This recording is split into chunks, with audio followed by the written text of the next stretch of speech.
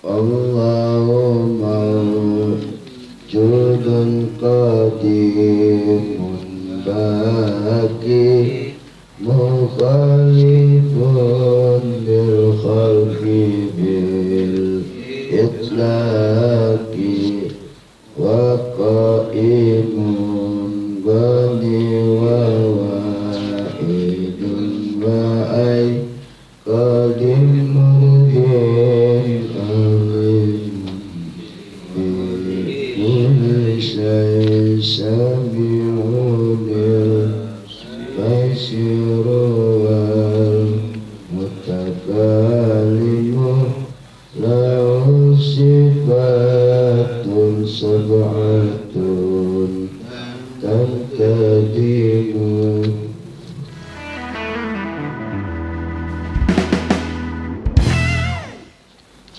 Bismillahirrahmanirrahim.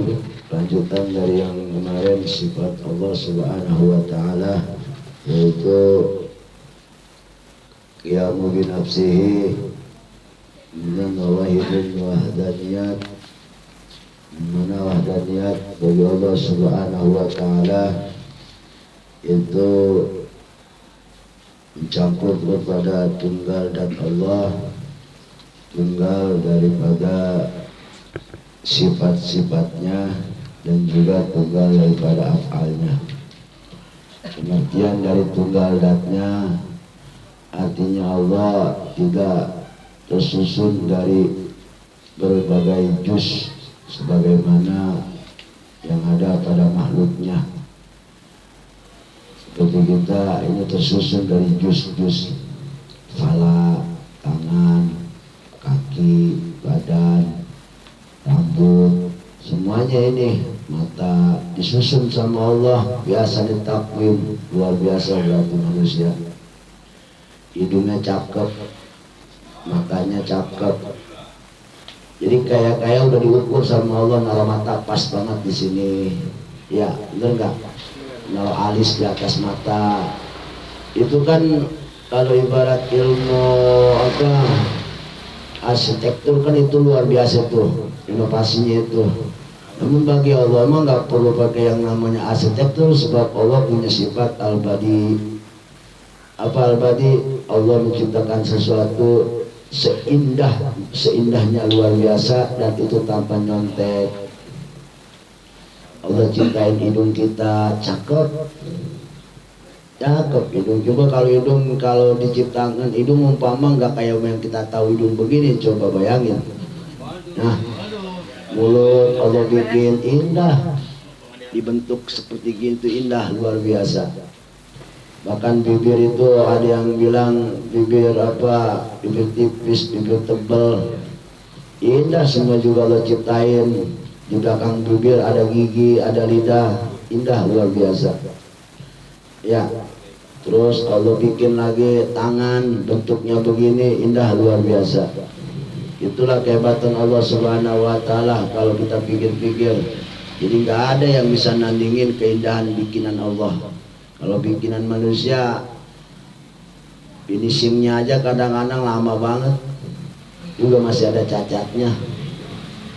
Iya, kalau Allah enggak, pun fayakun jadi seindah-indahnya.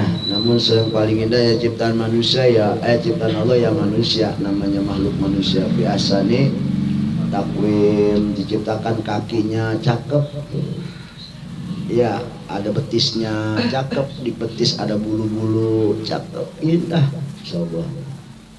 Ya, pusar ditaruh di perut cakep, coba pusar kalau taruh di jidat, jelek.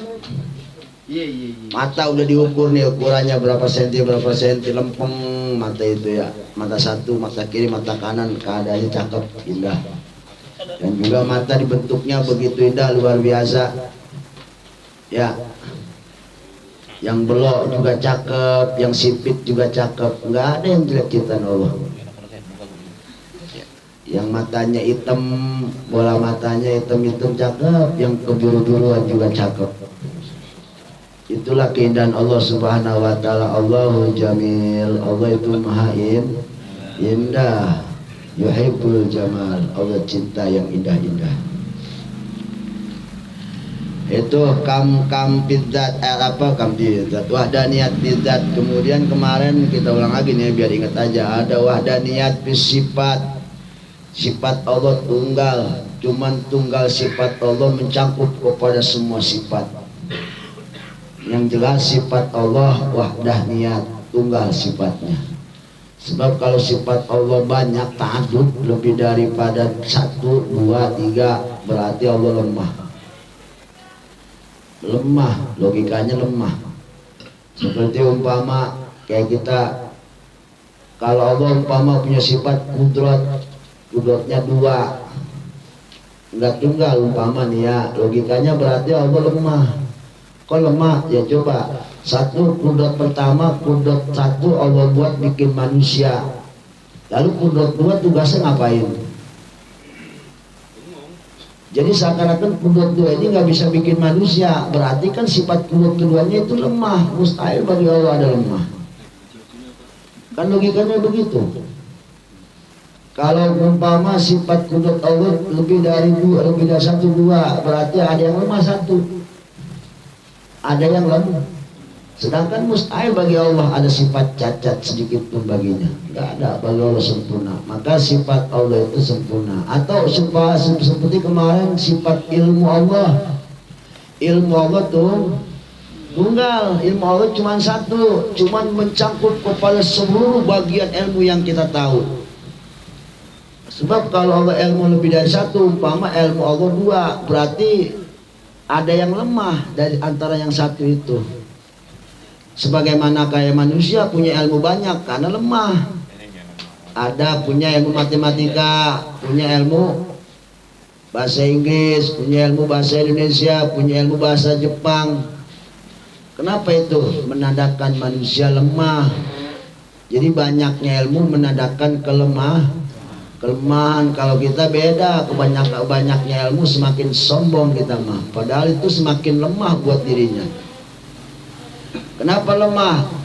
Bisa dikatakan lemah ya karena kalau ilmu banyak begitu berarti umpama ilmunya 2, berarti 1 ada yang lemah.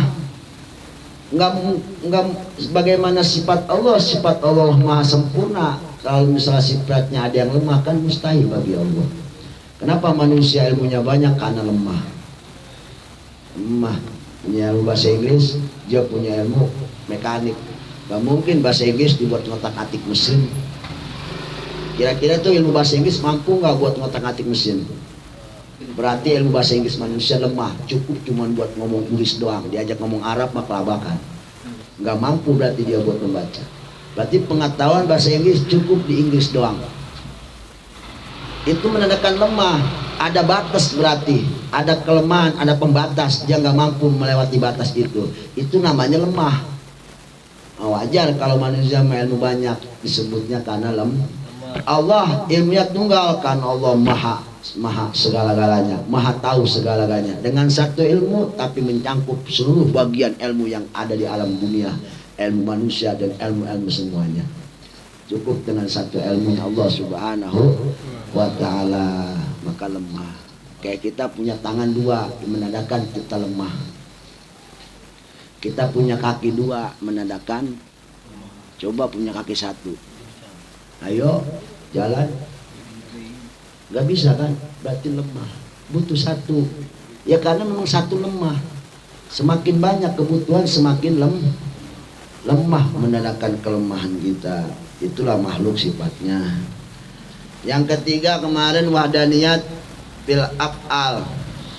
Arti maksud tafsir penjelasan wahdaniyat bil af'al artinya Allah mengerjakan sesuatu itu tanpa yang namanya connect. Gak butuh Allah, gak butuh teman buat bantuin bikin manusia, gak butuh Allah. Umpama Allah, gua mau bikin palanya, coba lu bikin rambutnya, berarti Allah lemah kalau begitu. Lemah berarti Allah gak mampu berarti bikin secara utuh, sebab butuh connect.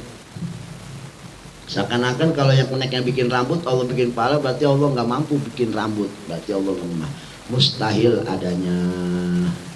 Berarti Allah wajib sifatnya, afalnya, Artinya menciptakan segala sesuatu Allah tanpa bantuan, Allah tanpa connect bahasanya, nggak butuh Allah. Ya, nggak butuh. Maka dari itu wajiblah bagi Allah bersifat wahdaniyat. Masih kelanjutan wahdaniyat. Maka kesimpulannya intafat anhul umumul khamsah. Bagi Allah harus terbebas, wajib bagi Allah harus tiada pada datnya yang namanya umumul khamsah, kam yang 5 kam. Kam kalau bahasa Arab kam itu istifhamiyah berapa, atau kam khobariyah maknanya akeh kasirun ya.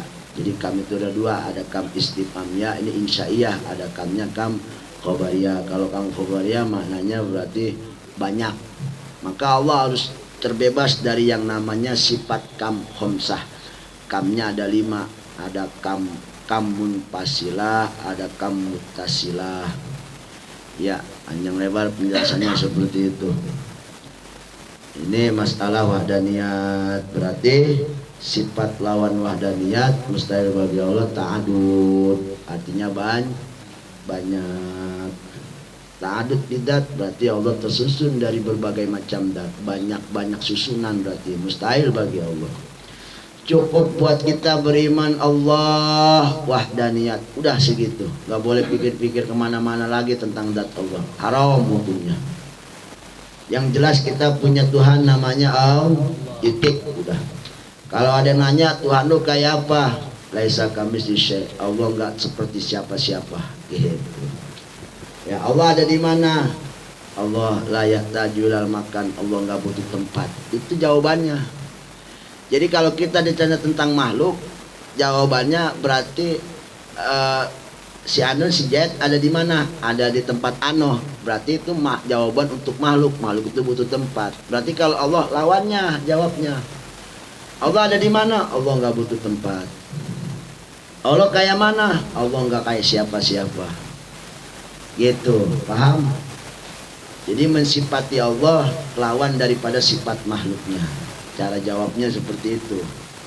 Ya. Jadi kalau ada Allah katanya ada di mana-mana. Ya bukan kan, kalau ada jawaban Allah di mana-mana artinya itu tafsirnya Allah menguasai di mana-mana.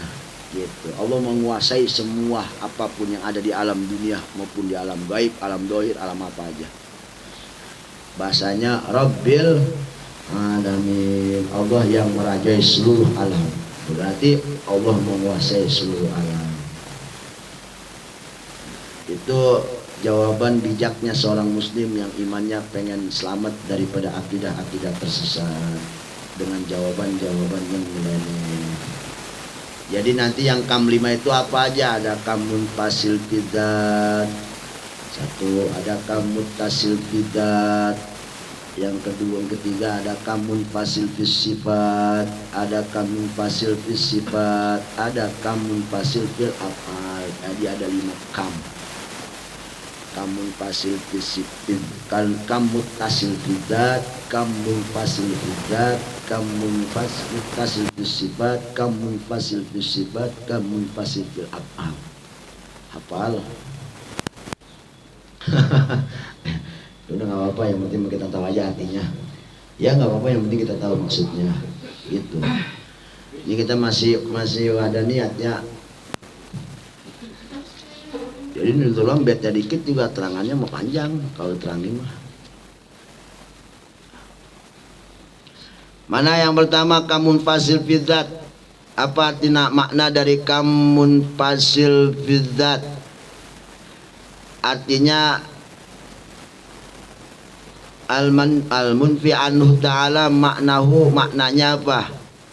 Ditiadakan makna munfasil fidzat pada Allah Subhanahu wa taala, artinya Allah tujadu atau Allah tujada dzatu fil wujud, tashbihu dzatuhu ta'ala, tashbihu dzatahu ta'ala atau tushbihu dzatahu ta'ala. Artinya kamun fasil fidzat itu pastinya tiada satu pun makhluk yang menyerupai zat Allah. Itu makna kamun fasil fidzat. Ya. Lalu Fawujudu ta'ala tusbihu ta'ala. Jadi nggak ada satu zat pun yang menyerupai zat Allah Subhanahu wa taala. Terus akan munfasil wa al muntafin anhu ta'ala wa kam munfasil bidzat. Adapun kan munfasil bidzat al munfasil ta'ala mana antakuna ta'ala muraqabatan. Adapun makna muttasil bidzat, kalau tadi kan munfasil bidzat, arti munfasil bidzat itu tidak ada satupun makhluk yang menyerupainya. Kalau muttasil bidzat berarti Allah maknanya tidak tersusun sebagaimana makhluk-makhluknya tersusun zatnya. Jadi Allah terbebas dari susun. Jadi jangan punya pikiran Allah ada pala, ada apa, jangan. Jauhkan itu semua. Jauhkan dari kam itu semua. Ini penting. Jadi kalau tanya Allah kayak siapa? Jawabannya apa? Laisa kamitslihi syai'un, tidak ada satupun yang menyerupainya. Itu titik jawabannya segitu. Allah ada di mana? Allah nggak butuh tempat layak julal makan. Allah nggak butuh tempat sebagaimana seperti makhluk butuh kepada tempat. Mustahil makhluk yang hidup nggak butuh tempat. Dimanapun dia ada itu udah tempatnya. Ya. Kemudian itu mutasil bidzat. Al-mumpi'anu mana antakun ada dalam murakabatan. Allah nggak tersusun dari berbagai macam jenis, seperti tersusunnya zat-zat kita dari daging, tulang, itu kan susunan. Ya, darah, apalagi kulit, itu susunan kita. Itu susunan zat kita itu. Tulang, daging, kulit, urat, darah, cairan, udara, itu susunan kita semua. Kenapa? Li'annahu min sifatil hawadis, sebab yang namanya model begitu itu sifatnya sifat para makhluk Allah. Sifat-sifat makhluk. Adakah munfasil fi sifat? Apa manakah munfasil fi sifat? Artinya ayyujada a'adun. Maknahu artinya ayyujada a'adun lahu sifatu ka sifati maulana. Wajal azza wajal wa muntafi anhu ta'ala aidan wa kam fasil sifat al munfadal ma'nau ayyakuna lahu ta'ala sifatani. Makna kam fasil sifat itu maknanya berarti mustahil bagi Allah punya sifat dua, lebih dari satu lah bahasanya, 2, 3, 4 dan tak tahu itu. Jadi mustahil bagi Allah punya sifat. Kamu tasil sifat. Adapun makna kamu tasil sifat itu, kalau makna kamu munfasil sifat, maknanya Allah nggak punya dua sifat. Cukup bagi Allah wajib adanya satu tunggal sifatnya. Lalu ke yang selanjutnya, kamu tasil sifat apa maknanya? Maknanya berarti ayakun Allah Ta'ala sifatani al-muttafiqani fil ismi wal ma'na falaysat qudratul muta'addidatan. Kalau munfasil fi sifat tadi maknanya, kalau mutasil fi sifat maknanya mustahil bagi Allah dua sifat. Kalau munfasil fi sifat berarti tidak ada sifat yang menyerupai dengan sifat Allah Subhanahu wa taala. Allah maha mampu, manusia cuma cukup mampu. Allah maha kaya, manusia cuma cukup kaya doang, nggak ada mahanya. Itu dari segi bahasanya udah beda. Maha sama yang nggak ada pakai maha gitu. Itu makna munfasil fi sifat. Oh, banyak kamnya ini ya. Kemudian setelah itu lanjut yaitu hayyun. Wa ayyun qadirun muridun alimun bi kulli syai. Kemudian lapat ayat sifat Allah, simpelnya makna sifat ayat bagi Allah itu ayatun qadimah. Ingat, sifat Allah wajib bagi Allah memiliki sifat ayatnya sifatnya qadimah. Sifat qadim beda dengan hayat hadisah. Kalau hayat hadisah itu ada yang menciptakan dan hidupnya itu pula butuh terhadap sesuatu yang lainnya. Sama halnya kita hidup butuh udara, butuh makan. Wajar, kenapa? Karena hidup kita itu sifatnya hadisah. perkara baru. Kalau hayatnya Allah sifatnya qadim. Iya, sama dengan makna-makna sifat yang lain, maknanya qadim. Hayat qadim berarti hayat yang hakiki, itu milik Allah Subhanahu wa taala tanpa butuh sesuatu apapun. Namanya hayatun qadim. Kalau hayatun hadisah itu punya kita. Sifatnya biasanya kehidupan baru yang tadinya nggak hidup jadi hidup. Berarti itu hayat qadim, hayat hadisah namanya. Maka itu mah perlu sesuatu untuk bisa jadi hidup, perlu makan, perlu minum, perlu udara dan sebagainya. Jadi hayat itu sifat qadimah. Sifat qadimah berarti hayat yang bagi Allah Subhanahu wa taala.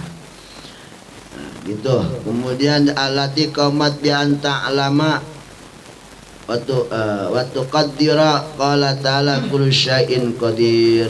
Jadi dengan sifat ayat itu berarti ta'aluknya kepada seluruh sifat Allah Subhanahu wa taala.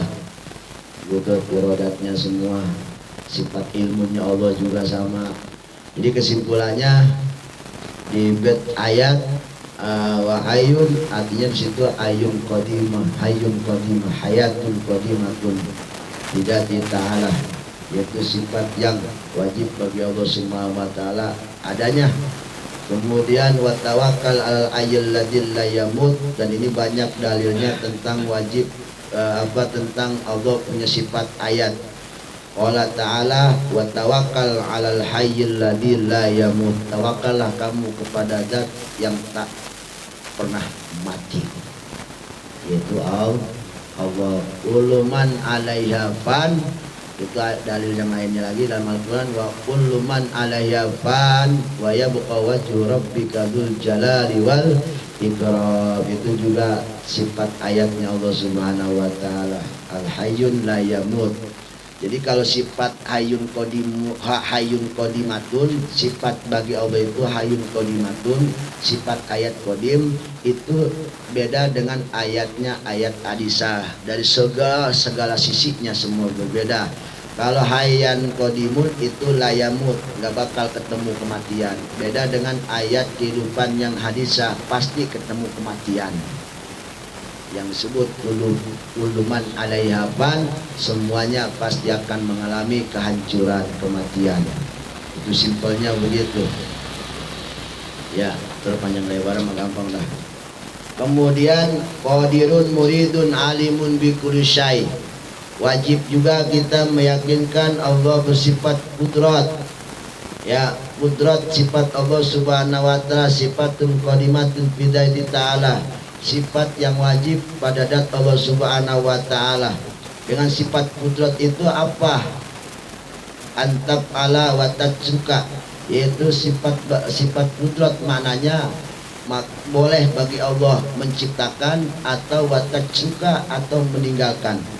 Boleh Allah bagi Allah menciptakan ataupun tidak. Kemampuan menciptakan dan kemampuan tidak menciptakan, itulah kudrat hakikat yang ada pada zat Allah Subhanahu wa taala. Berbeda dengan kudrat manusia, masih ada yang namanya embel-embel istilahnya apa ya, kalau misalnya orang berbuat sesuatu itu ada titipan. Berarti kan dia mampu itu karena ada dorongan, ada titipan.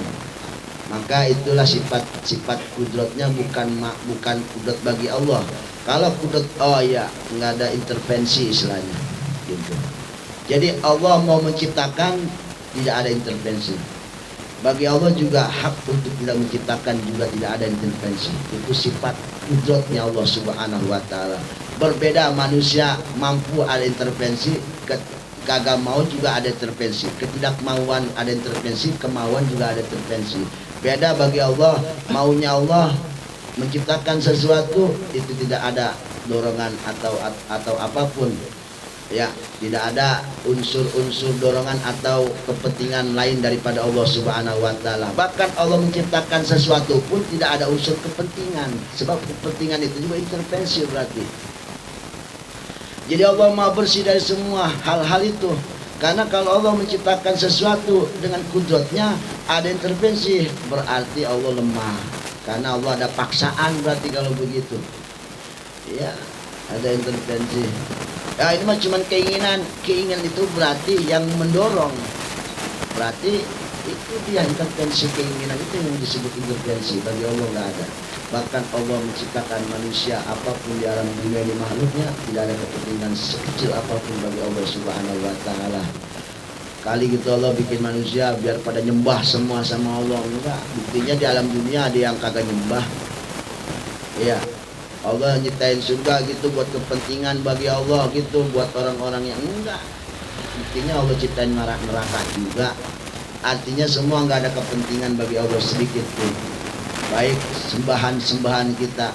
Bahkan bagi Allah manusia sealam dunia maksiat semua, enggak ada yang beriman sekalipun di alam dunia. Dari ujung masyrik sampai ujung maghrib bagi Allah enggak ada rugi. Dan bagi manusia umpama makhluk semuanya ibadah Islam semua, orang Amerika Islam semua, orang-orang kafir Islam semua nyembah seketika bareng di alam dunia ini sama kita semua nyembah kepada Allah. Allah nggak bakal naik pangkat, Allah nggak bakal ngambil manfaat sedikit pun dari apa yang kita sembah kepadanya. Jadi semua itu kembali kepada kita. Laha maka sabat wa alaiha maktasabat, laha kemanfaatan buat kita sendiri, alaiha kemadaratan juga buat kita sendiri. Jadi intinya makna kudrat itu sifat yang sah bagi Allah Subhanahu Wa Taala untuk menciptakan ataupun tidak menciptakan. Jadi intinya bersih dari intervensi. Allah Ta'ala kullu syai'in qadirun, Allah maha mampu atas segala-galanya.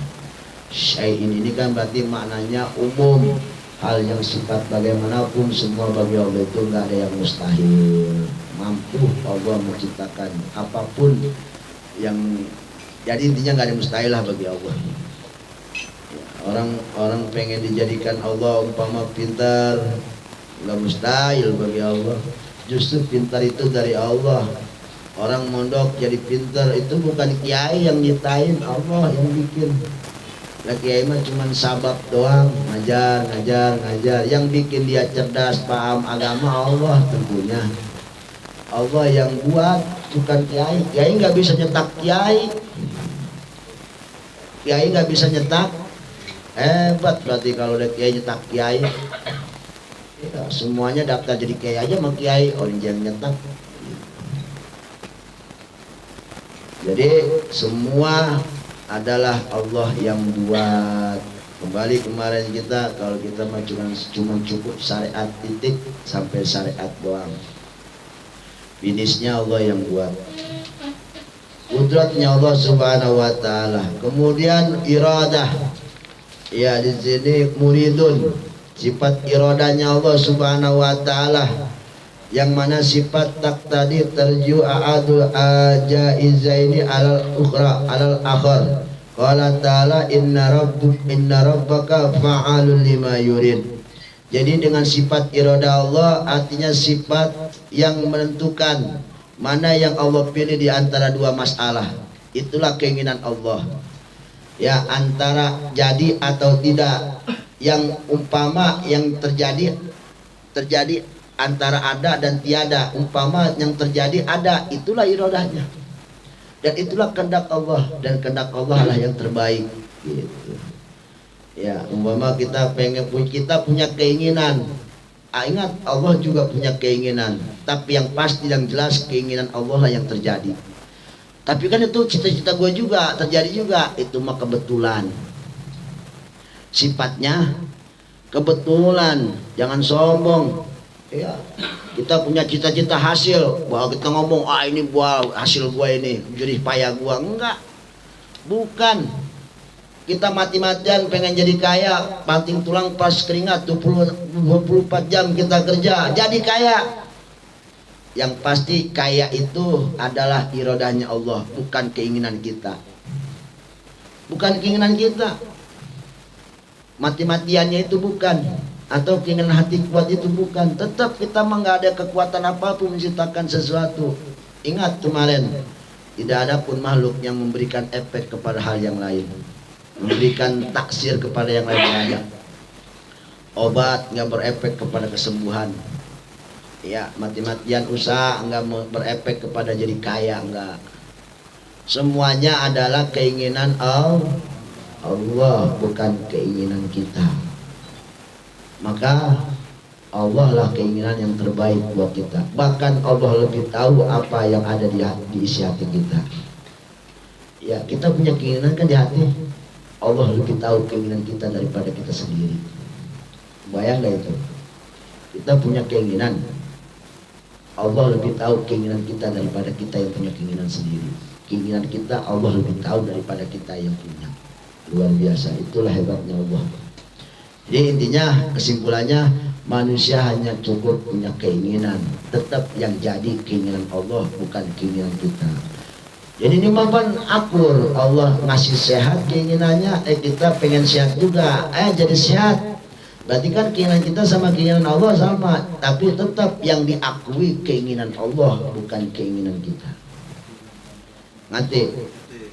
Ya, jadi intinya gitu, tetap semua adalah yang terjadi keinginan Allah, bukan keinginan kita. Oh, kalau itu yang terjadi keinginan kita, hebat kita, berarti tandingan sama Allah. Iya, berarti bertanding kita sama Allah.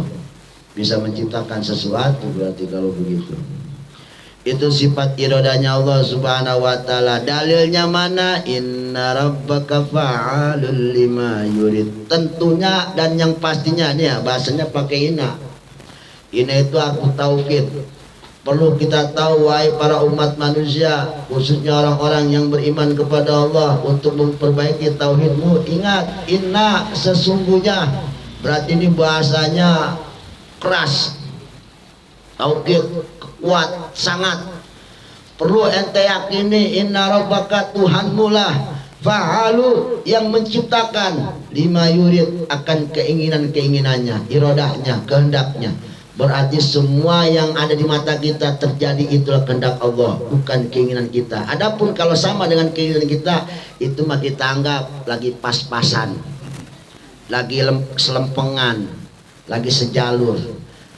Tentunya kita punya keyakinan seperti itu. Kenapa? Sebab itu yang terjadi bukan keinginan kita. Kita pengen sehat, jadi sehat. Itu keinginan Allah, bukan keinginan kita. Ya, harus diyakini sehat itu keinginan Allah yang jadi, bukan keinginan kita. Walaupun sama kita pengen sehat, jadinya sehat. Ingat, itu punya Allah keinginannya, bukan keinginan kita, bukan kehendak kita. Kehendak kita melemah. Kehendak kita lemah. Itu sifat iradahnya Allah. Jadi kita cukup meyakinkan apapun yang terjadi itu adalah keinginan Allah. Kalaupun umpama akun dengan hati kita, itu mah lagi kelempengan aja, gitu bahasanya. Ini mah lagi kelempengan aja, gue pengen sehat jadi sehat gitu. Artinya orang yang bicara itu berarti tahu diri, dia itu punya keinginan yang lemah. Yang punya keinginan kuat adalah Allah Subhanahu wa taala. Itu iradah Allah Subhanahu wa taala. Ya, kemudian wal ilmu. Kalau di sini bednya ada diacak-acak. Muridun alimun bi kulli syai. Ya, terakhir dari dua bait ini yaitu alimun bi kulli syai. Yaitu Allah bersifat ilmu. Alim zatnya, ilmu sifatnya. Sifat ilmu, Allah punya sifat ilmu yang kasyifu biha syai'. Dengan sifat ilmunya itu apapun semua jelas bagi Allah, nggak ada yang sama. Nggak ada yang hilap satupun makhluk. Kuman nangis, Allah tahu. Kuman nangis tengah malam gelap-gelap, siapa yang tahu? Allah Maha tahu. Cacing dalam tanah yang jaraknya ratusan meter nangis umpama, Allah tahu.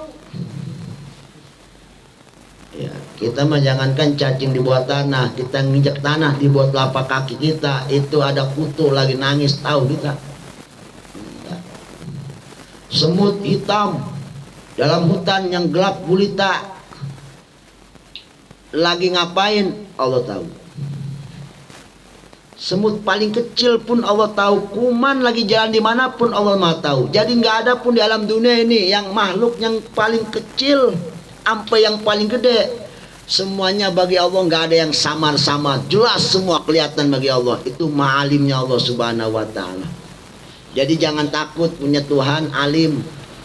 Kita kayaknya takut banget. Allah maha tahu, tenang aja. Jadi dengan ilmunya Allah, Allah bisa semua syai'un asyai', semua itu bisa terbuka. Tidak ada bagi Allah yang samar, apalagi yang nggak ketahuan, nggak. Semuanya ketahuan bagi Allah subhanahu wa ta'ala. Ya, kerikil dari rumah kita sampai kemana ada berapa biji? Jangan jauh-jauh dah kita raup pasir tangan kita sekepok nih pasir. Pasir hitung ada berapa butir. Allah tahu. Dan itu nggak pakai samar lagi. Kalau kita kan samar, nebak-nebak sekian. Allah mau enggak. Jadi nggak ada satupun yang tidak ketahuan bagi Allah subhanahu wa ta'ala. Semua yang kasih itu berarti terbuka terang-terang, terbuka terang benderang. Jadi nggak ada yang sama sedikit pun. Ini kisab itu. Indah ta'aluqiha biha. Qala ta'ala, mana dalilnya Allah maha tahu akan segala-galanya. Innallaha bikulli syai'in alim. Wa annallaha qad a'ada bikulli syai'in ilma. Itu dalilnya dua itu langsung. Jadi Allah di sini maknanya innallaha bikulli syai'in alim. Allah maha mengetahui semua makhluknya. Wa annallaha qad ahata bikulli syai'in ilma, dan ilmu Allah itu mencakup kepada semua apapun yang ada di alam jagat raya ini. Jadi Allah maha tahu makhluknya sedang apa, jumlahnya berapa, kayak apa, model, semua Allah maha tahu. Karena Allah yang menciptain. Kayak kita aja bikin sesuatu kan kita pasti tahu. Pasti tahu seluk beluk titik mana yang penting kita, karena kita yang bikin. Ya, sebagaimana Allah maha tahu akan makhluknya, karena Allah yang bikin. Karena Allah yang ingat, Allah maha tahu semua sesuatu apapun yang kita nggak tahu, Allah maha tahu. Bahkan hati kita sendiri pun Allah lebih tahu daripada kita yang punya hati. Ya. Jadi Allah maha tahu segala-galanya. Tidak ada satupun yang terlewatkan bagi Allah subhanahu wa ta'ala. Nggak ada. Kuman paling kecil, langis paling ujung di atas gunung gelap, Allah tahu. Tahu makhluknya, maha tahu. Kita makan duduk di sini, kita nggak tahu di rumah ada apa. Anak lagi ngapain, nggak tahu kan? Iya, TV nyala apa kagak, nggak tahu kan? Padahal kita punya, padahal kita yang punya itu TV. Bagi Allah mah nggak ada satupun yang terlewati, semua Allah maha tahu. Ini bodohnya manusia, ya. Jadi jangan sombong kalau punya ilmu banyak, sebanyak-banyaknya ilmu, kuping aja kita nggak tahu kuping kita kayak apa. Coba, sampai sekarang kita dari lahir sampai sekarang belum tahu kuping kita. Pakai ngaca itu bayangannya, aslinya pernah lihat. Potong, kalau mau potong, lihat tuh baru asli. Karena kita bodoh, ya karena kita bodoh. Itu kan kita ngaca kelihatan, itu bayangannya bukan aslinya. Aslinya nih kita pegang, sampai sekarang kita nggak tahu bentuknya kayak apa, model kayak apa, warna kayak apa. Aslinya ya, kalau di kaca mah bayangan, bukan aslinya. Ya, bodohnya manusia begitu. Makanya kalau ada orang sombong, pintar, tinggal tanya aja. Sepintar-pintar manusia mah ada batasnya kan begitu. Kuping aja kagak tahu. Kita nggak tahu. Lubang hidung kita nggak tahu bulunya. Cuma ngerti kaca doang. Rambut juga sama. Yang panjang dong kelihatan. Ini yang di pas, yang bagian sini kita nggak tahu kayak apa. Pernah kita lihat?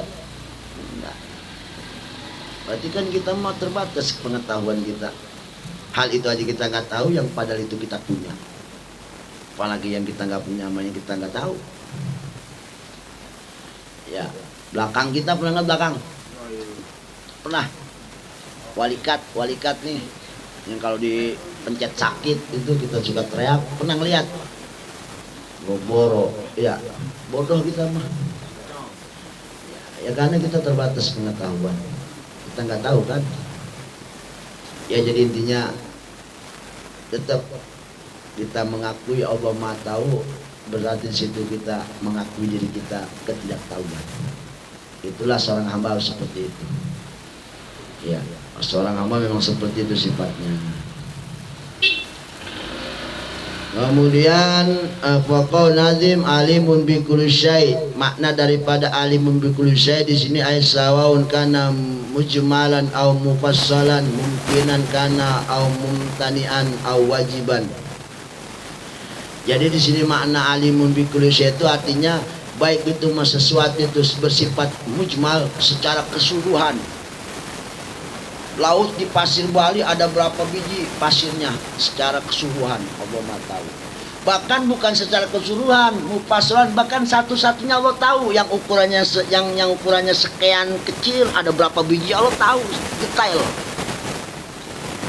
Maha detail Allah pengetahuannya. Ya. Segenggam pasir kita ambil umpamanya segenggam pasir, yang ukurannya kan pasti beda-beda. Yang kecilan, yang gede, yang sedang, taruh tiga ukuran, yang paling kecil, yang sedang, sama yang gede. Allah tahu secara tafsil, keseluruhannya Allah tahu. Yang gede ada sekian, yang kecil ada sekian, yang sedang ada sekian. Bahkan secara tafsil pun Allah tahu. Yang kecil, yang ada lonjong ada berapa biji, yang yang ada combongnya berapa biji, Allah Maha tahu. Itu detail pengetahuan Allah, ilmunya Allah Subhanahu wa taala.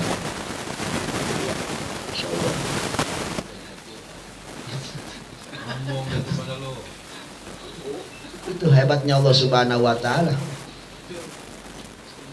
Ya, jadi intinya di sini ditafsirkan oleh Syekh Nawawi Al-Bantani mujmalan, baik sifatnya mujmal, apapun pengetahuan sifatnya keseluruhan, general secara keseluruhan aja Allah Maha tahu.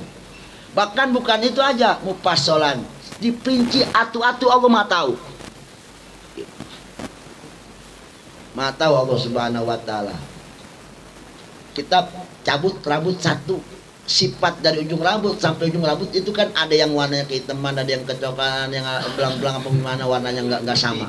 Allah detail Maha tahu itu per biji rambut kita berapa rambut tahu semua Allah. Jadi intinya tidak ada satupun yang Allah nggak tahu secara mujmal maupun secara tafsil. Ini hebatnya Allah Subhanahu wa taala. Kalau kita kan secara mujmal banyak mujmal. Ini lonjong sekian. Tapi kita nggak tahu sifat lonjongnya kayak ada yang begini, ada yang begono, ada yang begini, ada yang begitu. Allah Maha tahu. Kita makan cuman yang lonjong sekian. Ya, secara mujmal. Kalau Allah mah secara tafsil tahu. Jangankan mujmal, tafsil aja Allah tahu. Itu hebatnya Allah Subhanahu wa taala, Maha pengetahuannya Allah. Mungkinan kana au mumtanian gitu. Baik-baik yang mungkin ataupun bahkan yang tidak mungkin sekalipun Allah Maha tahu. Artinya intinya mah apapun al-maluk yang sifatnya mungkin ataupun yang terjadi ataupun yang tidak terjadi Allah Maha tahu. Allah Maha tahu wajiban atau bersifat wajib. Itu sifat ilmunya Allah Subhanahu wa taala. Alimun bi kulli syai, muridun qadirun, muridun alimun bi kulli syai. Jadi makna alim kulli syai itu berarti pengetahuannya Allah, ilmunya Allah mujmalan au mufassalan, secara seluruh ataupun secara diperinci sekalipun. Gitu. Ya. Udah pokoknya mah nggak ada yang hilaf bagi Allah, nggak ada yang nggak tahu bagi Allah. Semuanya terbuka, inkisaf, jelas semua kelihatan secara jelas sejelas-jelasnya bagi Allah pengetahuannya. Jadi gitu ya. Wajib kita yakin itu semua. Wajib kita yakini itu makna daripada ilmunya Allah Subhanahu wa taala. Baru besok sami'unil basir wal mutakalimu. Sami'ul basir sifatani yazidal inkisaf bima alal inkisaf bil ilmi qala ta'ala wa wasami'ul basir. Kemudian sifat kalam penjabarannya rada panjang. Ya, sifat kalam itu salah satu sifat yang memang rada sulit kalau diomongin. Ya. Ya intinya pas bagian sifat kalam ini masalahnya rada ruwet gitu istilahnya. Ya semua juga ilmu begitu. Matematika kan kalau bagian tambahan gampang. Ya, ambilan gampang. Bagi-bagian rada gampang juga. Yang sulit itu pakai kuadrat itu rada susah. Jadi intinya ada bagian-bagiannya tetap. Iya. Mungkin kalau orang hafal Quran, ayat yang paling susah tuh ayat yang mana? Biasanya yang ujungnya banyak lembarannya itu. Jadi semua juga ada yang lagi, ada bagian yang tersulitnya, ada bagian yang termudahnya gitu. Kalau orang ngapal kitab apa nih, pasti ada satu bab yang sulit untuk dihafal. Ini cobanya di situ. Kalau di Alfiyah itu babnya bab jamak taksir, itu paling sulit dihafalnya.